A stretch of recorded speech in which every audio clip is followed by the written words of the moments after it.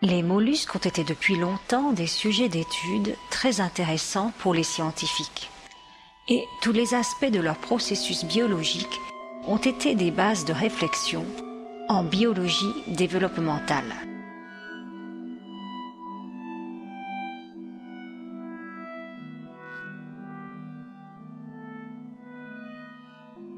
Les physes sont des mollusques gastéropodes, ce qui peut se traduire par estomac qui a un pied.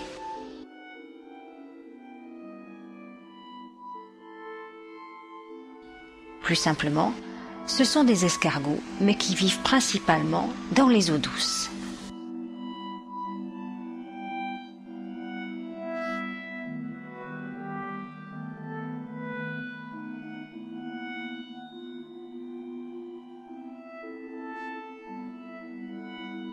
La Physa acuta est une physe très courante dans nos eaux douces. Elle se nourrit de déchets, de feuilles mortes, de cadavres de poissons, mais elle ne consomme pas de plantes vivantes.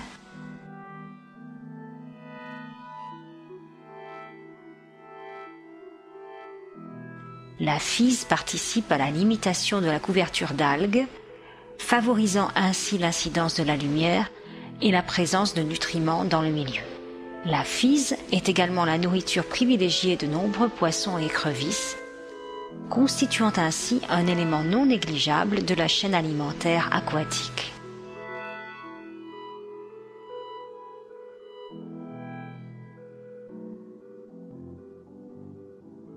Son cycle de vie s'étend sur une période d'1 à 3 ans en fonction des conditions environnementales. La température et l'abondance de la nourriture sont en effet les principaux déterminants de la durée du cycle de vie.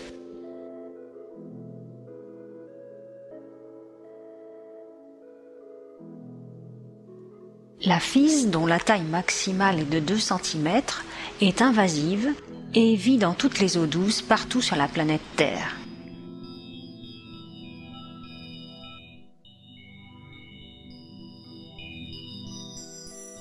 Elle rampe sur la vase ou les plantes et nage parfois en se tenant renversée, le pied glissant sur la surface de l'eau. Elle peut vivre ainsi assez longtemps à l'air et lorsqu'elle habite dans des mares desséchées l'été, elle s'enfonce dans la vase, clôt son ouverture par un épiphragme et reste ainsi très longtemps à l'état de vie ralenti.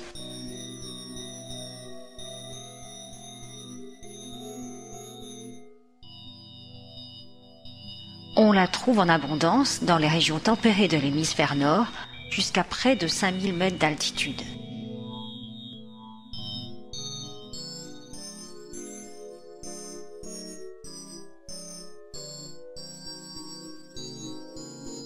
Sa coquille, facilement reconnaissable, est en réalité un durcissement de son manteau par capture d'une partie du calcaire dilué dans l'eau.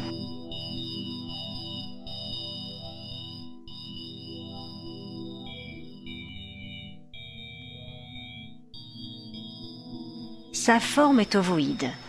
Ses 2 yeux sont situés à la base d'antennes assez fines. Son pied est gris et allongé et pointu à l'arrière. Le manteau semble un peu frangé.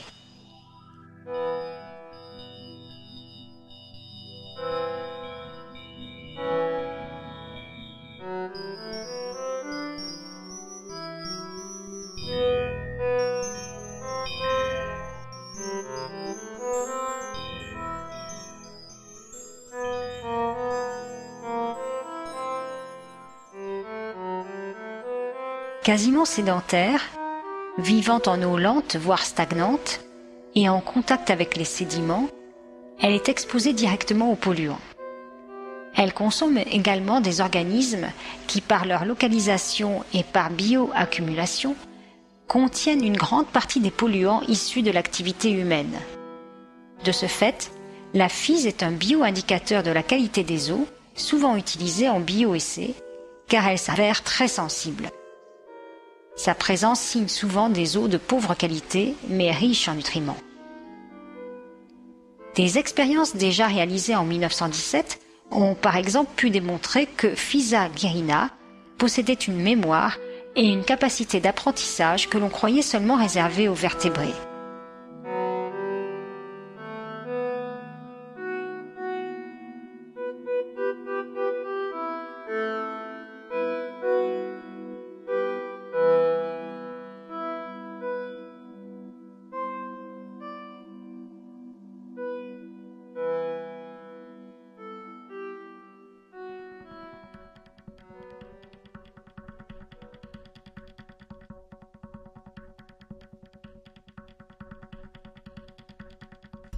C'est un animal hermaphrodite, on pourrait donc dire il ou elle possède, comme tous les pulmonés, un poumon, et elle doit respirer l'air pour capter l'oxygène. C'est par un orifice respiratoire tout près du cou qu'elle va respirer l'air en remontant du fond de l'eau vers la surface.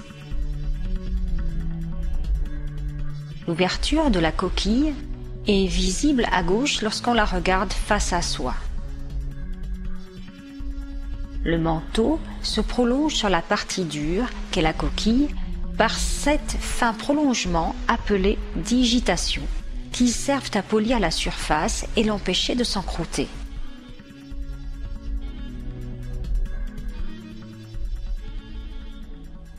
Comme la phys est hermaphrodite, son appareil génital est à la fois composé des attributs et des glandes des deux genres sexuels, mâle et femelle.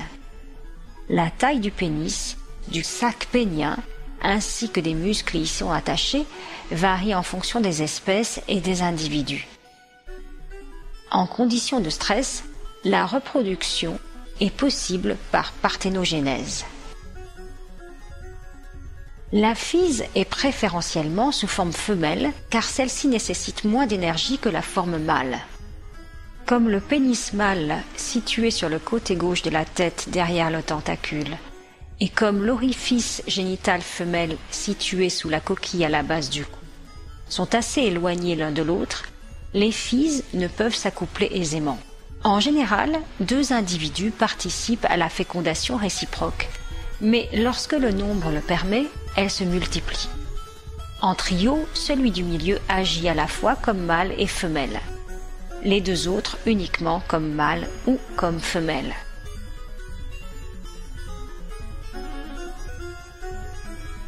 Très souvent, des phys se réunissent en une chaîne flottante dont les individus, sauf ceux des extrémités, sont donc à la fois fécondants et fécondés.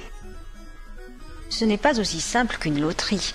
On peut en effet assister à de véritables compétitions entre individus pour prendre place dans la chaîne de fécondation de façon à correspondre à un certain état de fertilité ou pour permettre des croisements génétiques plus spécifiques aux conditions environnementales.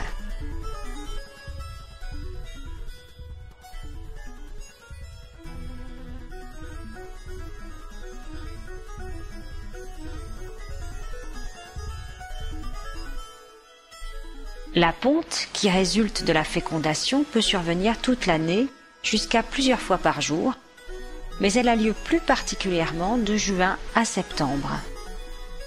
La température de l'eau va conditionner en effet la durée de maturation des œufs et leur éclosion.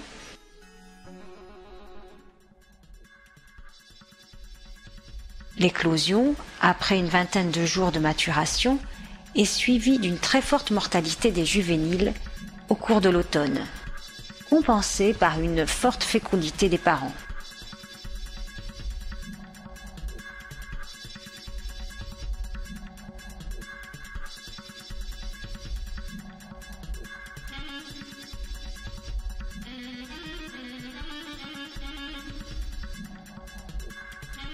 Nous avons suivi et filmé quelques étapes du développement embryonnaire des œufs d'une ponte de phys que nous avons veillé tout au long de sa maturation jusqu'à l'éclosion des œufs et la naissance de nouveaux individus, identiques aux parents.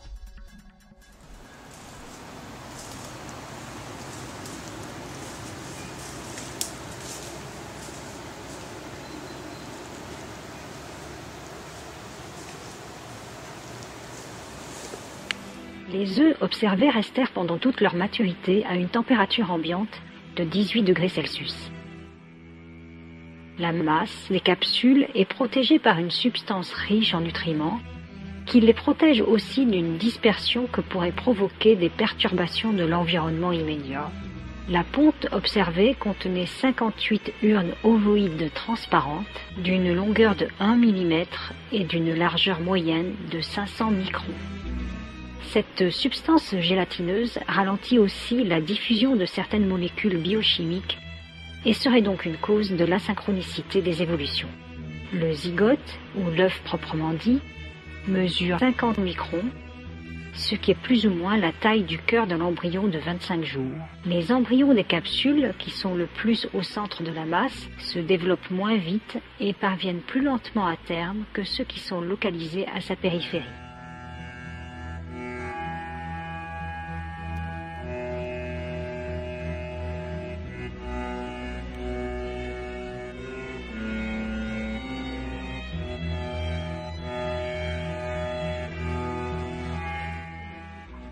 La capsule transparente est une membrane complexe et son contenu est riche de sucres, facteurs de croissance et protéines qui proviennent des glandes albumineuses de la fibre pondeuse. C'est à peu près 40 minutes après la ponte qu'a lieu la deuxième division qui amène l'œuf initial à être partagé en 4 cellules.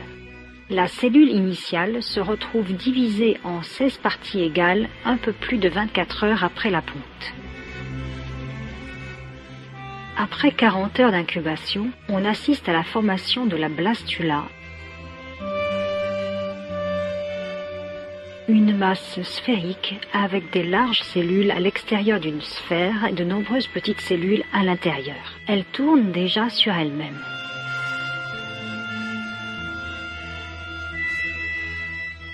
C'est lors du 4e jour que l'on peut voir apparaître un allongement de l'embryon et les rudiments d'un pied, ainsi qu'une protubérance ventrale.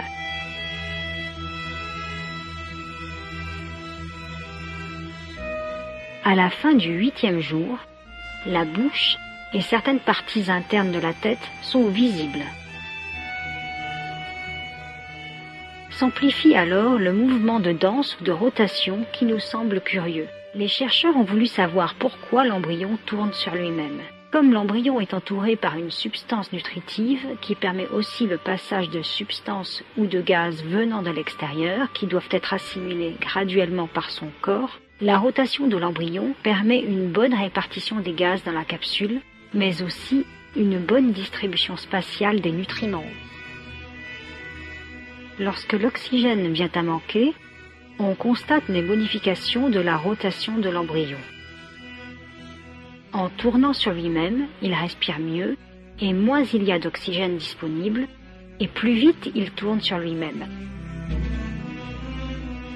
Au cours des jours suivants, l'élongation de l'embryon se poursuit, et les mouvements de révolution sont quasi permanents, grâce à de nombreux cils qui le lui permettent. La future FISE poursuit inlassablement sa maturation, sans vraie métamorphose, mais par une croissance graduelle des caractéristiques de l'adulte. Voilà 6 jours déjà que le cœur à un seul ventricule bat allègrement. Le pied augmente petit à petit en taille et commence à être fourni en mucus par des glandes adhésives. Tout l'embryon devient transparent et s'accroît en longueur et en largeur. Le 14e jour, l'embryon est très fier de ses 2 yeux, le pied et le reste du corps sont clairement séparés. Ses yeux ne voient pas bien sûr comme nous le monde, mais ils sont sensibles au mouvement de la lumière. On peut deviner des légers mouvements de cils à certains endroits du corps, et on peut mieux voir ce qui sera le manteau.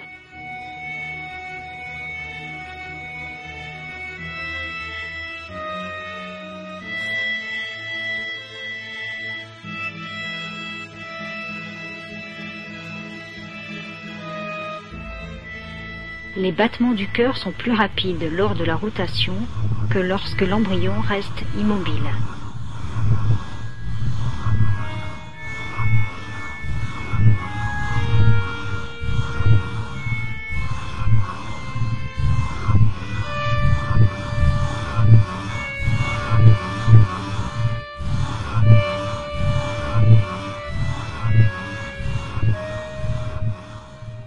Entre 18 et 20 jours, la coquille augmente en taille et elle perd un peu de sa transparence. Cette couche durcira avec le temps et deviendra la coquille de l'adulte. Jamais une FISE ne se reconstruira une seconde coquille. C'est au 20e jour environ que l'on pourra apercevoir le sac pulmonaire.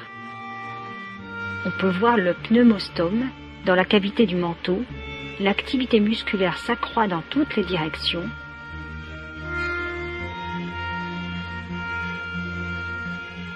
Le pied devient plus large, plus long et plus ferme et il s'aplanit.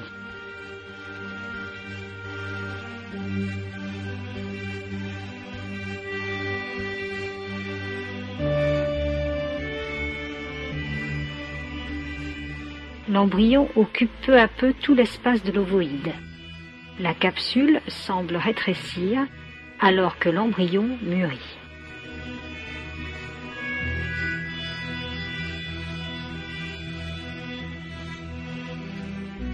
Environ 25 jours après la ponte, selon les circonstances favorables et la météo, ce sera pour les FISE juvéniles le jour J de la sortie au grand air.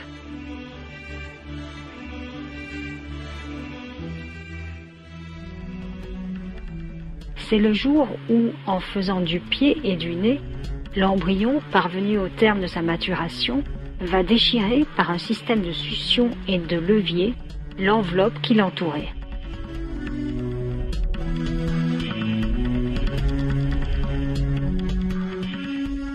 Petit à petit, la membrane extérieure de l'urne ovoïde montre des failles et révèle qu'elle est faite de plusieurs couches.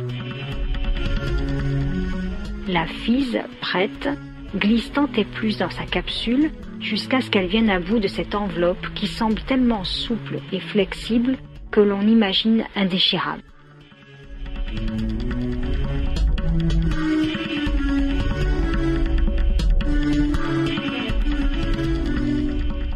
Lorsque l'ouverture est ressentie par l'embryon, il y a, dans le silence de l'eau, comme une effervescence, comme une fête, comme si ce moment était attendu depuis une éternité.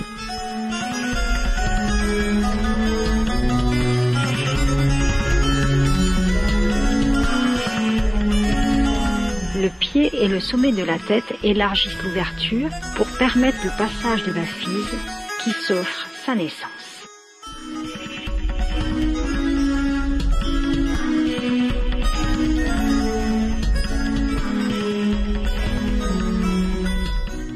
Après l'éclosion, il y a un véritable collapsus de la capsule, désormais inutile, et la jeune FISE peut enfin aller librement respirer l'air du dehors et découvrir le nouveau monde dans toute sa vérité.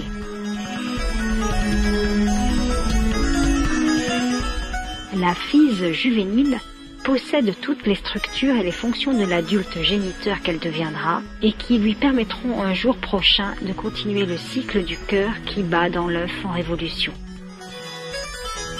Si tous les œufs de la ponte étaient semblables au départ, par un même stade de croissance, certains n'arriveront pas au but, recalés en chemin. Tandis que d'autres, arrivés tout près du but, ne parviendront pas à quitter l'œuf. D'autres, enfin, seront les essais-erreurs non vivables qui resteront coincés dans un rêve de la nature.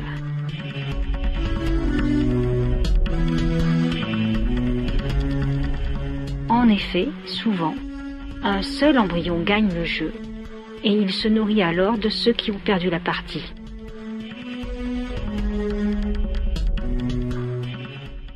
La vie continue.